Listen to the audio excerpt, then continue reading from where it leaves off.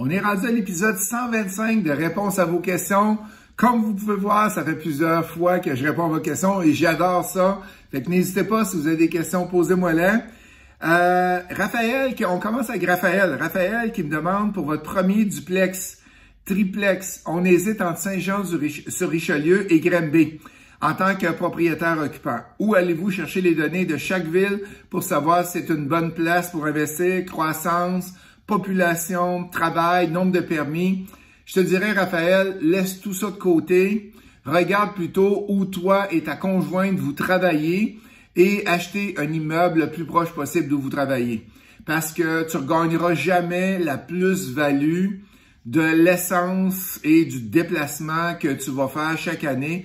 Mettons que tu travailles à Saint-Jean-sur-Richelieu, tu t'en vas à Granby pour demeurer parce que il y a 1,1% ou 1,5% d'augmentation de valeur de plus à Granby qu'à Saint-Jean. Tu ne regagneras jamais ça de la vie, juste avec l'essence que tu vas utiliser. Fait que vas-y plutôt avec où tu travailles et reste le plus proche possible de ton travail et tu vas voir, c'est là qui va être le plus rentable. Fait que je sais que tu t'attendais pas à cette réponse-là, mais c'est la vérité. Jessie qui me demande, bonjour, Jess, excusez-moi, bonjour, j'aimerais acheter un chalet prochainement comme future habitation de retraite et en attendant le confier en gestion locative à 100%. Est-ce que je dois m'attendre à devoir débourser de ma poche et est-ce facile de rentabiliser un tel investissement? Normalement, tu n'as pas à débourser de ta poche.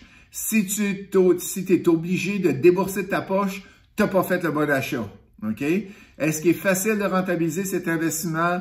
La réponse est oui. Ça dépend dans quelle ville et dans quel quartier ou dans quelle région que tu es exactement. Kojo qui me demande, pour débuter, est-ce que je devrais faire du flip ou de l'immeuble à logement? Les deux sont bons. Ça dépend c'est quoi ta passion. Parce que moi, je dis tout le temps, commencez avec votre passion. Hey, je trippe à faire de la réno. Ben, vas-y avec du flip. Ou j'aime pas vraiment faire de la réno. J'aimerais mieux faire de l'immeuble à revenus. Ben, vas-y avec l'immeuble à revenus. C'est pas lequel est plus payant. C'est toi, tes objectifs. Est-ce que c'est des objectifs court terme avec le flip? Ou c'est des objectifs plus long terme pour bâtir ta retraite? Et si tu as des questions, Kojo, je peux t'offrir un 30 minutes gratuit pour regarder vos objectifs et pas seulement Kojo, s'il y en a d'autres qui ont de l'intérêt. On est en début d'année présentement et je peux vous offrir un 30 minutes gratuit avec moi. La seule condition, vous devez être préparé. C'est quoi votre objectif 1 an et 5 ans que vous voulez faire en immobilier?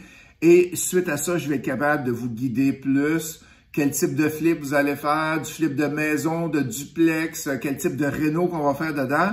Puis on va passer la demi-heure pour regarder ça ensemble. Jonathan, que pensez-vous des vendeurs de maisons qui offrent 10 000 à l'achat plus le financement du cash down pour les gens qui n'ont pas assez d'argent pour un premier achat, mais qui pensent que le 10 000 sera assez pour faire un flip? Et je comprends pas ta question, Jonathan. Ça fait que, je sais pas, on dirait que tu as trouvé un vendeur qui te donne 10 000, puis un vendeur qui te finance le cash down, et un vendeur qui, le 10 000 va servir pour faire un flip. Malheureusement, je suis pas capable de répondre à ta question, Jonathan. Je la comprends pas. S'il y en a qui la comprennent, si vous pouvez répondre en dessous, ça va peut-être aider Jonathan. On a Johan. Bonjour, moi et ma copine regardons pour faire l'acquisition d'un 5plex centenaire dans le secteur de Victoriaville. Nous avons découvert en faisant nos recherches que l'immeuble a été le théâtre d'un meurtre il y a environ 15 ans.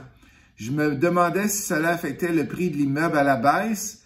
Merci beaucoup et j'ai très hâte de lire votre nouveau livre, le 90 jours pour investir en immobilier. Fait que, si tu te poses la question, Johan, dis-toi que quand tu vas revendre, il y en a d'autres qui vont se poser la question. Fait que j'ai pas de statistiques, mais intuitivement, je te dirais que oui, ça affecte l'immeuble à revenus. Dans le cas d'une maison, c'est incroyable comment ça l'affecte. Tu vas vendre ta maison, il y a eu un meurtre à l'intérieur, c'est sûr que ça l'affecte. J'ai pas le pourcentage que tu perds, là, mais ta maison va rester de 1 an, 2 ans, 3 ans sur le marché avant d'être vendue. Pourquoi? Parce qu'il y a des gens qui n'acceptent pas de vivre dans des maisons qui ont eu un meurtre. Et là, ça dépend de vos croyances. Là. Il y en a qui vont dire qu'il y a des entités qui restent, il y a des fantômes qui restent à l'intérieur. Et les Asiatiques n'achèteront jamais une maison qui a eu un meurtre à l'intérieur. Et il y a plusieurs autres nationalités qui n'achèteront pas. Fait que il faut regarder comme il faut avant d'acheter pour être sûr que si tu veux le garder 25, 30, 40 ans, je te dirais vas-y, il n'y a pas de problème. Mais si tu veux revendre dans 3-4 ans, oups, ça va peut-être un petit peu plus dur à vendre. Et là, maintenant, tu le sais, tu vas être obligé de le déclarer qu'il y a eu un meurtre dans l'immeuble. Stéphane, est-ce que le calcul de rentabilité d'un duplex, triplex ou quadruplex est le même qu'un multilogement?